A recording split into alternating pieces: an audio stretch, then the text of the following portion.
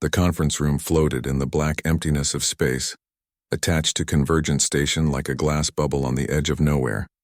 Inside, representatives from 12 different species sat around a curved table that could accommodate beings of vastly different sizes and shapes. The air smelled of recycled oxygen and something else, something alien that Ambassador Sarah Chen could never quite identify. She had been negotiating with the Vraxians for 3 weeks now. 3 long weeks of carefully chosen words, of watching every gesture, of sleeping only 4 hours a night while she studied their culture and history. Earth needed this trade agreement. Humanity had been traveling between stars for only 50 years, and they were still the newcomers, still the species that everyone else looked at with barely hidden amusement. The Vraxians were different. They had conquered this entire sector of space 2,000 years before humans had even invented the wheel. Their empire stretched across 40 star systems, and their military fleet could crush Earth's defenses without breaking a sweat. High Commander Thexacor sat across from Sarah, his massive frame barely fitting in the specially designed chair. He stood 7 feet tall with gray skin that looked like stone and eyes that glowed a faint amber in the station's artificial light. Sarah had just presented Earth's final offer. It was generous, perhaps too generous, but Earth needed access to the rare minerals that only the Vraxian hegemony controlled. Without those minerals, human ships would remain slow, inefficient, burning through fuel at rates that made deep space exploration nearly impossible. Thexacor listened to her proposal in silence. His face showed nothing. Sarah had learned that Vraxians prided themselves on emotional control, on showing weakness to no one. When she finished speaking, she sat back in her chair and waited. The silence stretched for almost a minute. Then Thexacor stood up. His movement was slow, deliberate, and every eye in the room turned to watch him. Sarah felt her heart rate increase, felt the tiny medical monitor embedded in her wrist start recording the change. Her security detail, a single Marine named Marcus Webb, shifted slightly in his position by the door. Thexacor walked around the table. His boots made heavy sounds on the metal floor. He stopped directly in front of Sarah, towering over her seated form. She looked up at him, keeping her face neutral, showing nothing of the fear that wanted to crawl up her spine. "Your offer," Thexacor said, his voice deep and resonant, "is an insult to the hegemony." Before Sarah could respond, before she could even process the words, his hand moved in a blur. The slap caught her across the left side of her face with enough force to snap her head to the side. Pain exploded through her cheek and jaw. Her vision went white for a second, then cleared. The room went absolutely silent. Sarah could hear her own breathing, could feel the hot sting spreading across her face. She tasted blood in her mouth where her teeth had cut the inside of her cheek. Thexacor stepped back, his expression unchanged. "You are unworthy of words," he said, speaking in Vraxian now, knowing she would understand. It was a ritual phrase, one of the worst insults in their culture. It meant she was beneath conversation, beneath consideration, beneath respect. Sarah heard gasps from some of the other delegates. The Meditation Collective's representative, a being that looked like a floating cloud of golden particles, actually pulsed with shocked colors. The Trader Guild's ambassador made a clicking sound that Sarah's translator rendered as profound dismay. This was it then. This was the moment that would define everything. By Vraxian custom, she should stand up and leave. She should return to Earth in shame and report that the negotiations had failed. The hegemony would spread word across the galaxy that humans could be struck without consequence, that they were weak, that they could be pushed around. Sarah's mind worked fast, faster than it ever had before. She thought about Earth, about the 4 billion people living there and the million more scattered across a dozen colony worlds. She thought about her daughter, 8 years old, who would grow up in whatever galaxy Sarah's actions created in the next few seconds. She counted to 3. 1, 2, 3. Then she stood up. Thexacor watched her, probably expecting her to walk toward the door. Instead, Sarah stepped forward, closing the distance between them. She was so much smaller than him, barely reaching his chest, but she looked up into those amber eyes and saw the surprise there, the first crack in his emotional control. "By human custom," Sarah said, her voice steady despite the pain in her jaw. "Assault is answered," she hit him. Not a slap, but a proper strike with the full rotation of her hips behind it, the kind of punch her Marine bodyguard had taught her during the long journey to Convergence Station. Her fist connected with the side of Thexacor's face, right on the ridge where his jaw met his skull. The physics were not in her favor. She was 130 pounds hitting a 300-pound warrior, but she had surprise on her side, and she had the precise knowledge of Vraxian anatomy that she had spent weeks studying. She knew where their balance centers were, knew where a strike would be felt most. Thexcor staggered. It was only 2 steps backward, only a moment of imbalance, but it was enough. The mighty High Commander of the Vraxian hegemony had been physically moved by a human female half his size. The room exploded into chaos. Vraxian warriors reached for weapons that they were not supposed to have brought into the neutral conference room. Delegates started shouting in a dozen different languages. Alarms began to sound somewhere in the station. Marcus Webb's voice cut through the noise like a knife. "Ambassador Chen's biometrics are being monitored," he said, his tone calm, professional, deadly. "Any harm to her triggers Protocol Omega." The Vraxian warriors hesitated. Every delegate in the room turned to look at the human Marine. He stood with his hands at his sides, relaxed, but something in his posture suggested that relaxation could become violence in less than a heartbeat. "What is Protocol Omega?" one of the Vraxians demanded. Marcus did not answer. Neither did Sarah. She simply looked at Thexcor, who was now staring at her with an expression she could not read. Shock, perhaps. Or maybe respect. It was hard to tell with Vraxians. "By human law," Sarah continued, as if nothing unusual had happened, "proportional response is justice. By human philosophy, respect is earned, not assumed." She paused, wiping a trickle of blood from the corner of her mouth. "You struck me to show the galaxy that humans are weak. I struck you back to show the galaxy what we actually are." Thexcor touched his face where she had hit him. His hand came away with a small amount of purple blood on it. He looked at the blood, then at Sarah, then at the blood again. "You dare," he started to say. "I dare," Sarah interrupted, "because I am the ambassador of Earth and I will not be struck without response. Not by you, not by anyone. If the hegemony wishes to negotiate, we negotiate as equals. If the hegemony wishes war, then we will give you war. But we will not accept humiliation." She turned to face the other delegates, all of whom were staring at her with expressions ranging from horror to fascination. "Let this be known to all assembled species," Sarah said. "Humanity is new to the stars, but we are not children. We can be partners. We can be friends, but we will never be subjects." The silence that followed her words was different from the silence after the slap. This was not shock. This was calculation. Every delegate in that room was suddenly re-evaluating everything they thought they knew about humans. Thexcor finally spoke. "This act will have consequences." "Yes," Sarah agreed. "It will." She walked back to her seat and sat down, her hands steady on the table in front of her. Her face throbbed with pain, and she could already feel the bruise forming, but she kept her expression calm, kept her breathing even. Marcus remained by the door, his hand resting on a device at his belt. Protocol Omega. Sarah hoped desperately that no one would call their bluff, because the truth was that Protocol Omega was only half ready. They had the intelligence, had the files and the data and the secrets, but the distribution network was not complete. If Marcus had to activate it right now, some of the information would get out, but not all of it. Still, sometimes the threat of a weapon was more useful than the weapon itself. The conference ended with no agreement. The delegates filed out one by one, most of them avoiding Sarah's eyes. The Vraxians left last, Thexcor walking slowly, his hand still touching the place where Sarah had struck him. When the room was empty except for Sarah and Marcus, the Marine finally allowed himself to smile. "That," he said, "was either the bravest thing I've ever seen or the stupidest." Sarah laughed, and then winced because laughing hurt her bruised face. "Maybe both. What happens now?" Sarah looked out the window at the stars beyond. Somewhere out there was Earth, was home, was her daughter. Somewhere out there was the Vraxian fleet, probably already preparing for war. "Now," she said quietly, "we find out if humans are as smart as we think we are." The message from the Vraxian High Council arrived exactly 18 hours after the slap. Sarah read it on her private terminal in her quarters aboard Convergence Station, and each word felt like a stone dropping into deep water.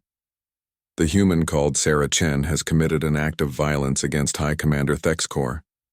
This cannot stand. The human government will surrender this criminal to Vraxian justice within 72 hours, or the hegemony will take corrective action against human interests. Corrective action, Such gentle words for what Sarah knew they really meant. War. Invasion. Death. She forwarded the message to Earth and then sat back to wait for the response. It came faster than she expected only 6 hours later. The message was from Secretary General Rodriguez himself, and it was only one word long. Denied. Sarah felt something tight in her chest loosen just a little bit. Earth was standing behind her. They were not going to sacrifice her to save themselves. But she also knew what this meant. Earth had just told the most powerful military force in the sector to go to hell. The Varaxian response was predictable. Their war fleet began to move. 300 ships, each one larger and more powerful than anything humanity had ever built. They left their bases and started the journey toward human space. The trip would take them about 60 hours at maximum speed. 60 hours. That was how long humanity had to prepare for extinction or victory. But Earth did not panic. Earth did not scramble to build defenses or beg for mercy. Instead, something strange started happening across Varaxian space. The first broadcast began on the 3rd hour after the fleet departed. They appeared on public channels, on military frequencies, on civilian networks. They were in 17 different languages, each one native to a species that the Varaxian hegemony had conquered over the centuries. Sarah watched one of the broadcasts from her quarters. The message was simple, direct, and devastating. "People of Kelthera," the voice said, speaking in perfect Keltheran dialect. "Your world has been occupied by the Varaxian hegemony for 90 years. You have been told that resistance is impossible, that the hegemony is too strong, that rebellion would only bring destruction." The voice paused, and then data started scrolling across the screen. Coordinates, troop deployments, weapon storage locations, communication relay positions. Everything a resistance movement would need to know. "The hegemony has sent 1/3 of their fleet away from your sector," the voice continued. "Right now, your world is defended by only 12,000 Varaxian soldiers and 3 orbital platforms. This broadcast contains the location of every one of those soldiers, every weapon they possess, every weakness in their defense grid." Another pause. Sarah could imagine millions of beings across the Keltheran system watching this, not quite believing what they were seeing. "What you do with this information is your choice," the voice said. "But know this. You are not alone. 17 species are receiving the same information right now. The hegemony cannot fight all of you at once. They are strong, but they are not infinite. And they have just made themselves weaker by sending their fleet to fight us." The broadcast ended with a symbol that Sarah recognized. It was Earth's symbol, the simple blue and green sphere that represented humanity's homeworld. Within 12 hours, 4 different species had risen in open rebellion. The Keltherans were the first, attacking a Varaxian administrative center with weapons they had hidden for decades. The Morthans were next, sabotaging 3 major military installations before the Varaxians even knew they were under attack. Then came the Plenari and the Zothians, each one striking at their oppressors with the fury of people who had been waiting a lifetime for this chance. The Varaxian fleet suddenly had a choice. Continue toward Earth while their empire burned behind them, or turn back and deal with the rebellions. Admiral Zhang sent Sarah a private message from Earth. "Did you know we had all that intelligence?" he asked. Sarah smiled as she typed her response. "I suspected. Human intelligence services have been operating in Varaxian space for 20 years. We do not make empty threats. The Varaxians are calling for your head. They say you planned this attack." "I planned nothing," Sarah wrote back. "I simply responded to being struck. Everything else is just consequences." But that was not entirely true, and Sarah knew it. She had known, on some level, that striking back would force Earth's hand. She had known that humanity would not abandon her, and she had known that abandoning her would require them to take action. Maybe she had not planned this exact sequence of events, but she had certainly made them possible. The Varaxian fleet slowed. Then it stopped. Then, slowly, it began to split. 100 ships continued toward Earth. The other 200 turned back to deal with the rebellions. Sarah received another message, this one from an unexpected source. It was from Admiral Corvin, the Varaxian fleet commander who had been leading the attack on Earth. The message was brief and to the point. "You are clever, human. Too clever. This is not over." Sarah sent back an equally brief response. "It is not over until you decide it is over. You can continue this war and watch your empire fall apart, or you can make peace and keep what you have left. The choice is yours." She did not receive a response to that message. On Convergence Station, Sarah remained under neutral protection. The station's administrators had declared that neither side could remove her by force, and both sides had reluctantly agreed. This made the station the perfect place to watch the galaxy tear itself apart. The Meditation Collective sent her a private communication. They were a peaceful species, one that had never taken sides in any conflict, but even they could see which way the wind was blowing. "Your species plays a dangerous game," their ambassador told her during a private meeting. The ambassador looked like a cloud of golden light, constantly shifting and reforming. "The Vraxians will not forget this humiliation." "We are not asking them to forget," Sarah replied. "We are asking them to learn." "Learn what?" "That humans make better friends than enemies." The traitor guilds were more direct. Their representative, an insectoid creature with too many legs and eyes, visited Sarah the next day with an interesting proposal. "If the Vraxian hegemony falls," the traitor said, clicking mandibles together in what Sarah's translator called thoughtful calculation, "there will be opportunities for those who positioned themselves wisely. The guilds would like to discuss trade agreements with Earth." "The hegemony has not fallen," Sarah pointed out. "Not yet," the traitor agreed, "but patterns are forming. The Vraxians built their power on fear and military strength. Your species has just shown the galaxy that fear has limits. Others are watching. Others are learning." Sarah thought about that after the traitor left. Was that what this was really about? Not just saving Earth, but changing the entire power structure of the galaxy? Had humanity's intelligence services been working toward this goal all along, slowly gathering information and waiting for the right moment to use it? She sent another message to Earth, this one directly to Director Okonkwo of Human Intelligence Services. "How long have we been planning this?" The response took 8 hours to arrive. "We have been preparing for every possibility since humans first left Earth. We did not plan for you to be struck. We did not plan for you to strike back, but we did plan for what would happen if the Vraxians ever gave us a reason to act. You gave us that reason.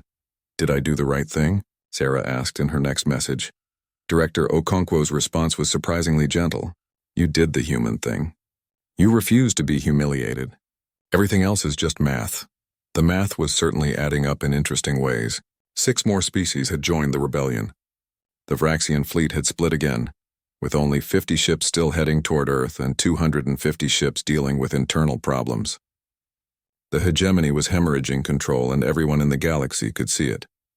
Marcus Webb came to visit Sarah in her quarters. The Marine looked tired, like he had not slept in days, probably because he had not slept in days.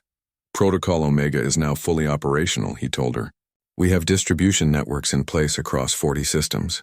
If they kill you now, every piece of dirty intelligence we have on the Vraxians goes public within 60 seconds. "How much intelligence do we have?" Sarah asked. Marcus smiled, and it was not a nice smile. "Enough to keep the rebellions going for decades. Enough to turn half the galaxy against them. Enough to end the hegemony permanently." Sarah walked to the window of her quarters and looked out at the stars. Somewhere out there, people were fighting and dying. Somewhere out there, the Vraxian fleet was struggling to decide between attacking Earth and saving their empire. Somewhere out there, the future was being written in fire and blood. "I just wanted them to respect us," she said quietly. Marcus came to stand beside her. "You wanted more than that. You wanted to change things. You wanted to make sure that no human who comes after you will ever have to accept being struck without consequences. Is that wrong?" "No," Marcus said. "That is leadership." The next message from the Vraxian fleet arrived 12 hours later. It was from Admiral Corvin again, and this time it was not brief. "Ambassador Chen, the High Council has authorized me to request a meeting. We wish to discuss terms." Sarah read the message 3 times, making sure she understood it correctly. The Vraxians wanted to talk. They wanted terms. They were, in their own way, admitting that the cost of the galaxy was watching. That was the strange part, Sarah thought, as she prepared for her meeting with Admiral Corvin. Billions of beings across hundreds of worlds were following the conflict between Earth and the Vraxian hegemony. Some species had even started broadcasting it like entertainment, though Sarah doubted anyone found it particularly entertaining. She had spent the morning reviewing intelligence reports. The rebellions were spreading faster than anyone had predicted. 8 species now, fighting across 20 different worlds. The Vraxians were pulling ships from every sector, trying to contain fires that kept sprouting up in new locations. Their mighty fleet, which had seemed so unstoppable a week ago, was scattered and struggling. But Sarah knew better than to celebrate. Cornered animals were the most dangerous kind, and the Vraxian hegemony was definitely cornered. The meeting was scheduled for neutral ground, a small conference room on Convergence Station. Sarah arrived early, accompanied by Marcus and 2 diplomatic staff members. She wore formal clothes, covering the bruise that still marked her face with careful makeup. Let the Vraxians wonder whether the injury bothered her or not. Admiral Corvin arrived exactly on time. He was older than Thexcor, with scars marking his gray skin and amber eyes that had seen too many battles. 2 other Vraxian officers accompanied him, both looking like they would rather be anywhere else. They sat on opposite sides of the table. The silence stretched for a long moment. "You have broken our empire," Corvin finally said. His voice was calm, almost conversational. 8 species in open rebellion, 17 more showing signs of unrest. Our fleet scattered across 50 systems. Supply lines disrupted. Authority questioned. All because of one slap. No, Sarah corrected gently. All because of what the slap represented. Your commanders struck me to show the galaxy that humans were weak. I struck back to show that we were not. Everything else is just mathematics. Mathematics, Corvin repeated. He made a sound that Sarah's translator rendered as bitter amusement. You speak of mathematics while worlds burn. Worlds were already burning, Sarah replied. They were burning under Vraxian occupation. We simply gave people the tools to fight their own fires. One of Corvin's officers started to speak, probably to defend the hegemony, but the admiral raised a hand to stop him. Perhaps, Corvin said. Or perhaps you created new fires where there was only order. Order built on fear is not true order, Sarah said. It is just temporary quiet before the inevitable explosion. Corvin leaned back in his chair, studying her. You are very sure of yourself for someone whose species could still be destroyed. We have 50 ships approaching Earth. That is more than enough to reduce your homeworld to ash. True, Sarah agreed.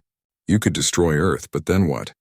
The intelligence we possess does not disappear if Earth falls. Protocol Omega ensures that our death would just be the final trigger that releases everything we know about Vraxian war crimes, corruption, and weakness. Every species in the galaxy would see the truth about your empire. And if we do not destroy Earth? If we make peace? Then what? This was it, Sarah realized.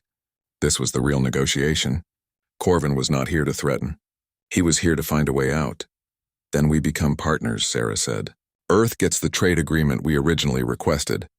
The hegemony keeps its core territories and stops the bleeding. The rebellious species get autonomy under Vraxian protection, rather than Vraxian occupation. Everyone gains something. The High Council will never accept such terms. We are the hegemony. We do not negotiate with conquered peoples. You are negotiating with them right now, Sarah pointed out, by talking to me, because Earth proved we cannot be conquered easily, and the rebellious species are proving the same thing. Power is shifting, Admiral.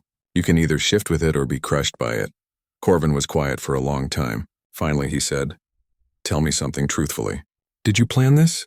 When Commander Thexcor struck you, did you already know what would happen if you struck back? Sarah considered the question carefully. I knew that not striking back would be worse than striking back. I knew that humanity needed to draw a line.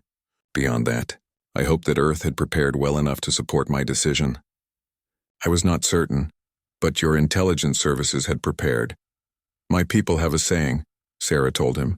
Hope for the best, prepare for the worst. We hoped for peaceful trade. We prepared for war. When war came, we were ready. You are a dangerous species, Corvin said, and there was something like respect in his voice. Small, new to the stars, but dangerous in ways we did not anticipate. We are a practical species, Sarah corrected. We learned early in our history that being small does not mean being weak. It just means being smart. She pulled up a display on the table between them. It showed a galactic map with borders marked in different colors, blue for human space, red for Vraxian territories, and a dozen other colors for other species. This is what the galaxy looked like 1 week ago, Sarah said. She changed the display. This is what it looks like now. The red had shrunk. Not disappeared, but definitely shrunk. 8 systems had gone from red to various independent colors. Another dozen showed contested markings. This is not sustainable for the hegemony, Sarah continued. You can fight to hold every world, But that will only drain your resources and prove to the galaxy that you rule through force alone. Or you can make a strategic choice. Keep your core territories where people actually want Vraxian protection. Grant autonomy to the regions that are fighting you. Save your strength for maintaining what you have rather than trying to hold what you have already lost. And humans gain what from this arrangement? A galaxy where small species can exist without fear of being slapped around by larger ones, Sarah said. Literally and figuratively. Corvin made that bitter amusement sound again. You really started an interstellar war over a slap. I ended a different war, Sarah replied. The war that has been happening for centuries, where strong species dominate weak ones simply because they can. That war is over. The slap was just the final battle. Marcus had been silent during the entire exchange, but now he leaned forward slightly. Admiral, we have been monitoring Vraxian communications. Your High Council is divided. Some want to continue the war. Others want peace. The longer this conflict continues, the more likely your empire will tear itself apart from internal conflict rather than external pressure. Corvin looked at the Marine with sharp eyes. You intercepted secure military communications? We have been intercepting everything for 20 years, Marcus said calmly. We know about the corruption in the Fourth Fleet. We know about the resource shortages you have been hiding from the public. We know about the coup attempt 3 years ago that the High Council covered up. We know everything, Admiral, and if this war continues, everyone will know everything. The silence that followed was heavy with implications. Sarah watched Corvin's face carefully. She saw anger there, yes, but also calculation. The Admiral was doing the math, adding up costs and benefits, trying to find a path forward that did not end in complete disaster. If we agree to peace terms, Corvin finally said, it must appear that the hegemony is negotiating from strength, not weakness. We cannot simply surrender to human demands. Agreed, Sarah said immediately. The official story can be that the hegemony is choosing to restructure its territories for greater efficiency. The rebellious species gain autonomy as part of a planned reorganization, not as a response to human interference. And the intelligence you possess remains secure as long as peace holds. Think of it as insurance. We have no interest in destroying the hegemony. We just want to ensure that the hegemony cannot destroy us or anyone else without facing consequences. Corvin stood up abruptly. His officers immediately stood as well, hands moving toward weapons that they probably should not have brought into a neutral conference room. But the Admiral was not reaching for a weapon. He was looking out the window at the stars beyond. Commander Thexcor believed he understood humans, Corvin said quietly. He thought you were like young Vraxians, easily intimidated, quick to back down. He was wrong. You are nothing like us. No, Sarah agreed, standing to join him at the window. We are not. You are stranger. More unpredictable. You think in ways that make no sense to us. You strike back when it would be easier to retreat. You care about beings who are not even your own species. You plan for decades but act in seconds. You are the most confusing species we have ever encountered. Sarah smiled. Thank you. Corvin turned to look at her, surprise showing on his face. That was not a compliment. It was to me. Being confusing means being underestimated. Being underestimated means having advantages that no one sees coming. I will happily accept being confusing if it means humanity survives. The Admiral studied her for a long moment, then nodded slowly. I will take your proposal to the High Council. I cannot promise they will accept it. That is all I ask. Take the proposal. Let them see that there is a path forward that does not end in mutual destruction. Corvin and his officers left without another word. Marcus came to stand beside Sarah at the window. Do you think they will act? The Vraxian High Council met in darkness. That was their tradition, conducting their most important deliberations in rooms lit only by the faint glow of their amber eyes. 12 council members sat in a circle, each one representing a different military legion or administrative division. They had ruled the hegemony for 200 years without serious challenge, until now. Admiral Corvin stood in the center of the circle, presenting the human proposal. He could feel the weight of those eyes on him, could sense the anger and frustration radiating from the council members. They did not want to hear about negotiation. They wanted victory. The human suggests we restructure our empire voluntarily, High Counselor Vren said, her voice dripping with contempt. She suggests we simply give away territories we have held for centuries. This is surrender disguised as diplomacy. It is survival disguised as strategy, Corvin replied calmly. We have lost control of 8 systems already. 17 more are on the edge of rebellion.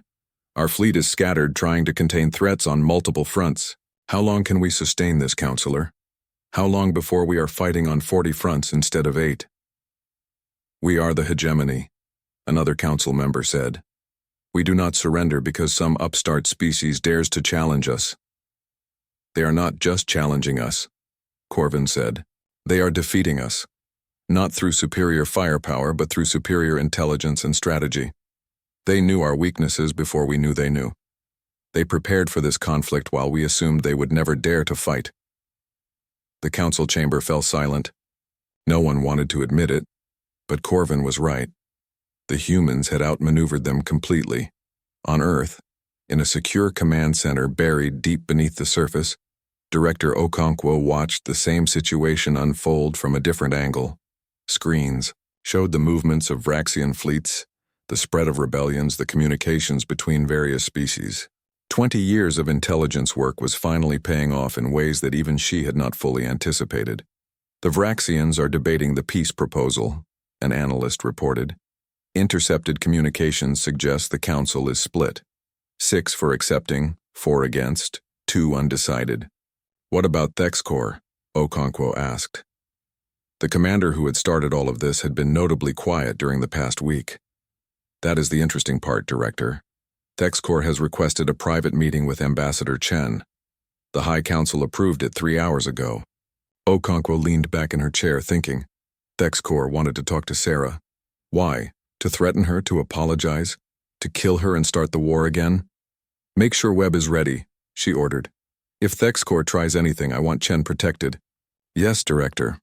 On Convergence Station, Sarah received the meeting request with mixed feelings. Part of her wanted to refuse. Thexcor had struck her, had humiliated her, had started this entire mess. Why should she meet with him? But another part of her, the part that had spent years studying diplomacy and alien cultures, understood that this meeting might be important. Thexcor did not do anything without reason. If he wanted to talk, there was a purpose behind it. She accepted the meeting. They met in the same conference room where it had all begun. Thexcor entered alone, without guards or weapons. He looked older than Sarah remembered, as if the past week had aged him decades. The bruise where she had struck him was still visible, a dark purple mark on his gray skin. They sat across from each other in silence for a long moment. I did not expect you to accept this meeting, Thexcor finally said. I did not expect you to request it, Sarah replied. What do we have to discuss, Commander? Thexcor looked down at his hands, which were folded on the table. I have been trying to understand why you struck me back. By our customs, by the logic of power, you should have retreated. You were smaller, weaker, facing a superior force. Every calculation said you should have left in shame. I am not Vraxian, Sarah said simply. Different customs, different logic. I have studied human history this past week, Thexcor continued. Your species has a pattern. You lose battles, but win wars. You fall down but get back up. You face impossible odds and somehow survive. Why? Sarah thought about the question carefully. Because we learned early that strength alone does not determine outcomes. Intelligence matters. Determination matters. The willingness to endure pain matters. My ancestors survived ice ages and plagues and wars. They survived because they refused to give up, even when giving up seemed like the logical choice. You struck me to honor your ancestors. I struck you because you needed to understand that humans are not weak. You needed to see that we would fight back. And yes, I struck you to honor every human who ever refused to accept humiliation from a stronger opponent. Thexcor was quiet for a moment. Then he did something that surprised Sarah completely.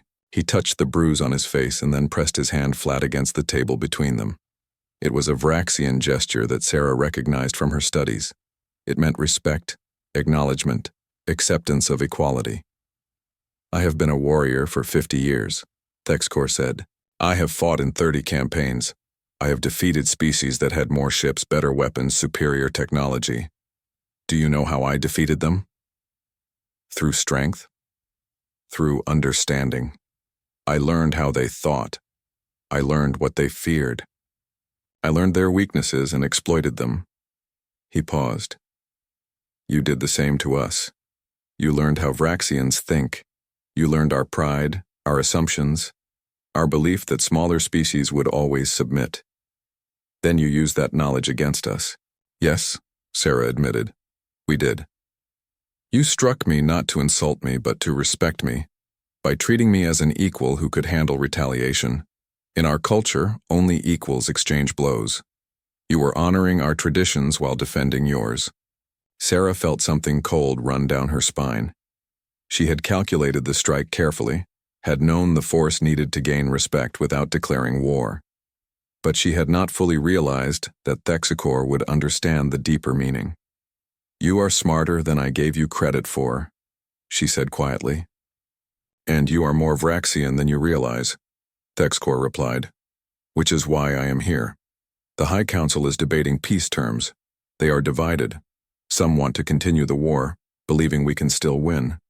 Others see the mathematics as you called it, and understand that continuing will only lead to the Empire's collapse. What is your position? I am the one who started this, Thexicor said, by striking you. Therefore, I should be the one to end it. He pulled out a data crystal and placed it on the table. This contains my official recommendation to the High Council. I have argued that we should accept your peace terms, not because humans defeated us, but because humans showed us a better path forward. Sarah picked up the crystal carefully. Why are you telling me this? Because I want you to understand something. When I struck you, I believed I was putting an inferior species in its proper place. I was wrong. Not just about you, but about the entire philosophy that has guided the hegemony for centuries. We built an empire on the idea that might makes right, that the strong should dominate the weak, that fear is the best foundation for order. He gestured to the window where the stars glowed in the darkness beyond. But look at what happened. We created an empire where everyone hated us, where every species waited for a chance to rebel, where our strength was spent just maintaining control. That is not an empire. That is a prison that locks us inside as much as it locks others. So what are you proposing? A new model. The hegemony maintains control over core systems that actually want our protection.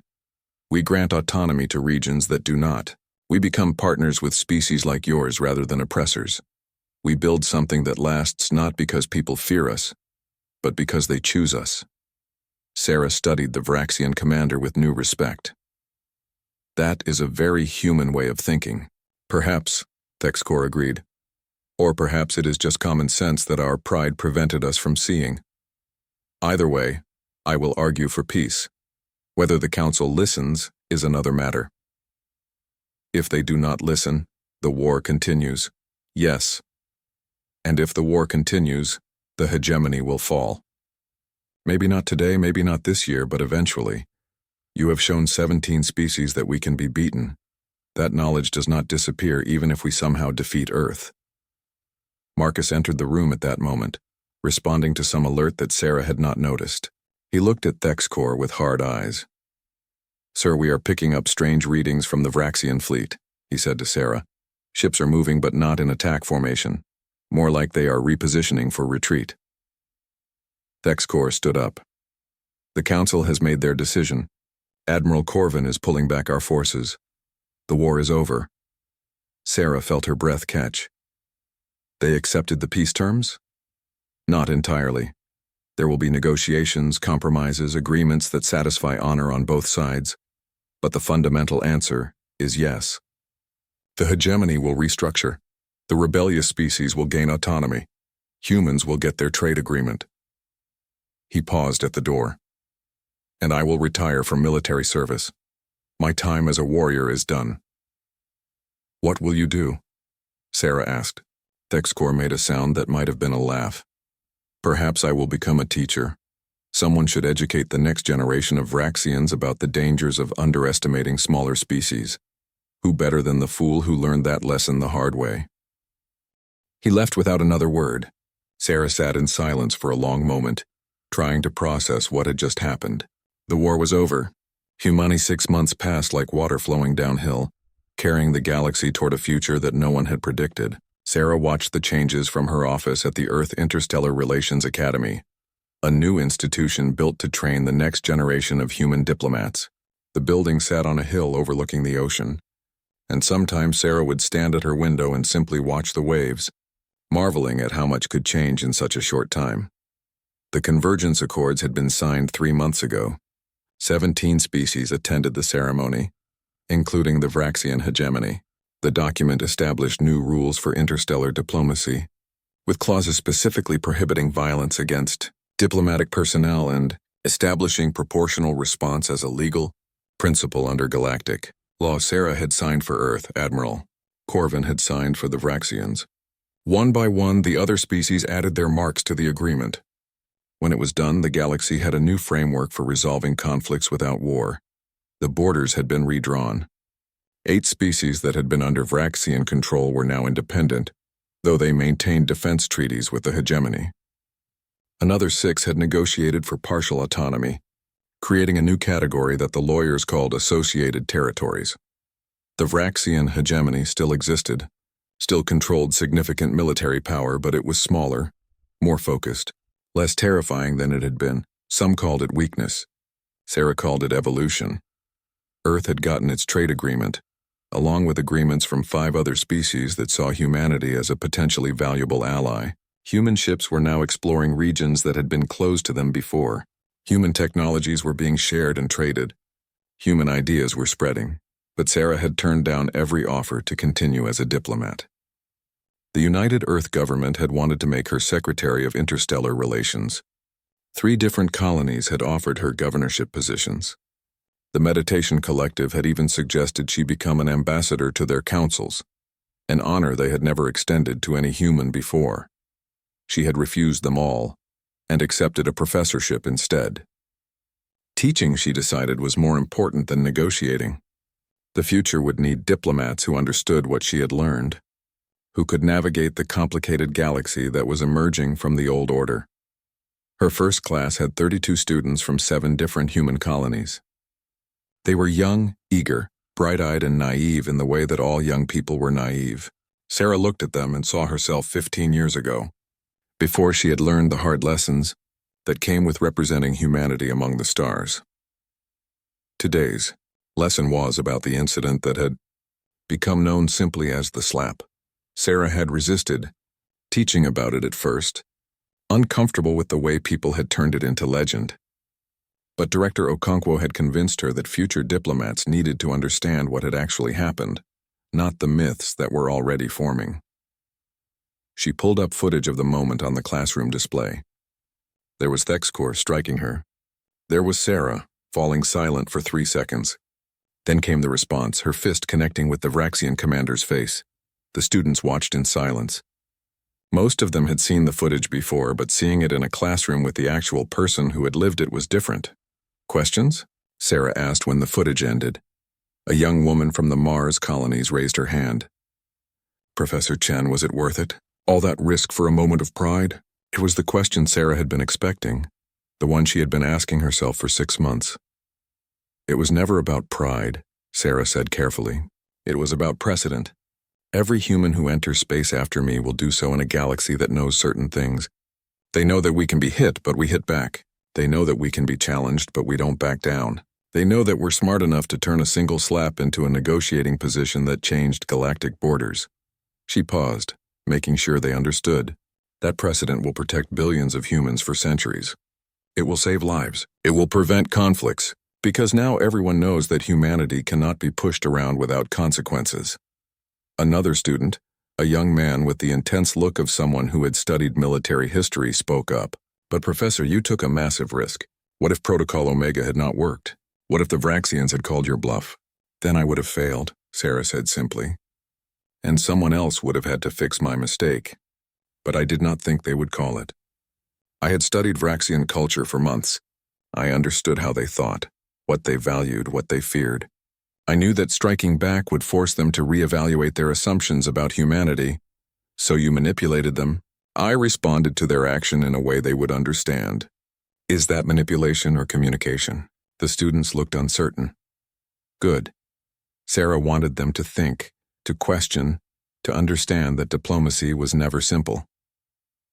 "Let me tell you something that the official reports do not mention," Sarah said. "When I struck Thexcor, I was terrified. My heart was racing.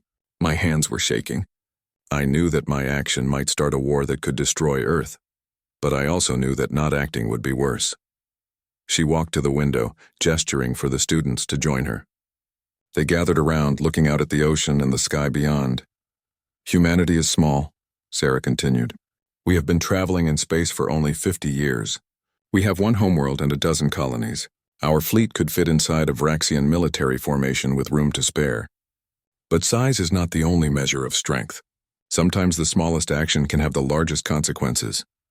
The classroom door opened and Sarah turned, surprised. Visitors were not common during class time. Her surprise turned to shock when she saw who had entered. Thexcor stood in the doorway, looking somehow smaller than she remembered. He was not wearing military armor. Instead, he wore simple civilian clothes that made him look almost ordinary. "Professor Chen," he said in his deep voice. "I apologize for interrupting. The academy director said I could observe your class if you permitted it." Sarah recovered from her surprise quickly. "Of course, Commander. Please join us." Thexcor walked to the front of the classroom. The students stared at him with expressions ranging from fear to fascination. Everyone in the galaxy knew who he was, the Vraxian who had started the incident that changed everything. "I am no longer a commander," Thexcor said. "I retired from military service 4 months ago. Now I am simply Thexcor, a civilian who is trying to understand the galaxy he helped create." "What brings you to Earth?" Sarah asked. "I am traveling to different worlds, speaking to different species, trying to learn what the old hegemony failed to understand. Yesterday I spoke to a group of Keltherans who survived the rebellion. Tomorrow I will visit a human colony on Proxima. Today I wanted to see how humans teach their young about diplomacy." One of Sarah's students, braver than the others, raised a hand. "Sir, may I ask a question?" "You may. Do you regret striking Professor Chen?" Thexcor was quiet for a long moment. "That is a complicated question. I regret the war that followed. I regret the deaths that occurred during the rebellions. I regret the pain my action caused." He paused. "But I do not regret what the incident taught us. Sometimes the old ways must break before new ways can form. My strike broke something. Ambassador Chen's response broke something else. What emerged from that breaking is better than what existed before." He turned to look at Sarah. "May I tell the students what I have learned?" Sarah nodded, curious about what he would say. Thexcor addressed the class directly. "I have been a warrior all my life. I was taught that strength was the highest virtue, that the strong should rule the weak, that might made right. These beliefs were the foundation of the Vraxian hegemony for thousands of years." He gestured to Sarah. "Then this small human, barely reaching my chest, struck me hard enough to make me stagger, not because she was physically strong, but because she understood leverage, understood anatomy, understood how to maximize force. In that moment, I learned that strength comes in forms I had never considered." The students were completely focused now, hanging on every word. "More importantly," Thexcor continued, "I learned that what I thought was strength was actually weakness. The hegemony was strong militarily, but weak strategically. We conquered worlds but did not win hearts. We demanded obedience but did not earn respect. We built an empire that required constant force to maintain, which meant we were never truly in control." "And humans showed you a better way?" a student asked. "Humans showed us that real strength includes intelligence, preparation, understanding, and the willingness to take calculated risks." Professor Chen did not start a war with her response. She ended one. A war that had been happening for centuries, we just did not recognize it as war. Sarah felt something tight in her chest loosen. She had wondered over the past months whether Thexcor truly understood what had happened or whether he just accepted it because he had no choice. Hearing him explain it now, she realized he understood perfectly. "Commander, sorry, Thexcor," another student said. "What happens now? Between Vraxians and humans?" "We learn from each other," Thexcor replied. "Vraxians are learning to be more than warriors. Humans are learning to navigate a galaxy that is more comp."